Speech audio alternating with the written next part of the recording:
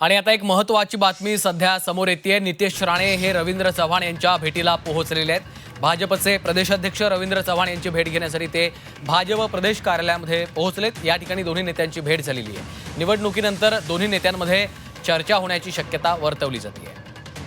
ओम देशमुख आमचे प्रतिनिधी सध्या फोन लाईनवरून आपल्या सोबत आहेत। ओम, नेमकी कशा संदर्भात ही भेट होतीये? श्रीकांत, खरं तर आपण पाहिलं असेल, काल नगरपालिका निवडणुकीचा निकाल लागला आणि यामध्ये मालवण आणि कणकवली या ठिकाणी भाजपचे जे उमेदवार होते त्यांचा पराभव झाला।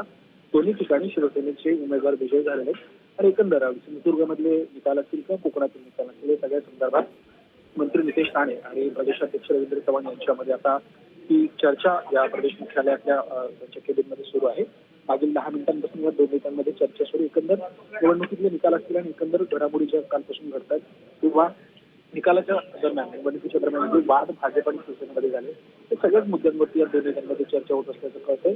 आज सकाळी नितेश राणे यांनी एक सूचक ट्विट देखील केलं होतं की पक्षासाठी, नेत्यासाठी आणि कुटुंबासाठी मर्यादा राखून आहे आणि यापुढे मात्र आता बोलण्याची खरं तर वेळ आलेली आहे। हे सगळे एकंदर सगळ्या गोष्टींचा संदर्भ या भेटीमागे दिला जातोय। त्यामुळे अर्थात या भेटीमध्ये काय चर्चा राज्यात कळत नसली तरी दोन्ही नेत्यांमधली भेट निश्चितच खूप महत्त्वपूर्ण मानली जाते।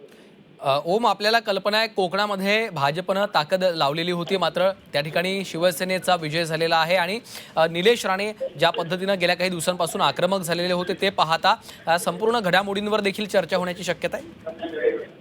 निश्चितच ज्या पद्धतीनं तू सांगितलं की निलेश राणे यांचा आक्रमक होण्याची किंवा दोन्ही नगरपालिका किंवा सिंधुदुर्ग जिल्ह्यातले निकाल असतील या सगळ्याच अनुषंगाने या बैठकीमध्ये चर्चा ही अपेक्षित आहे आणि ही चर्चा होत असल्याची देखील कळते।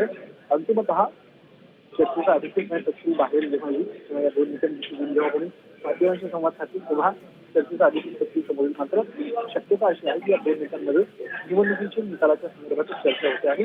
या अनुषंगाने काही महत्त्वाचे निर्णय देखील बैठकीमध्ये घेतले जातात। निश्चितच। धन्यवाद ओम या सविस्तर माहितीसाठी।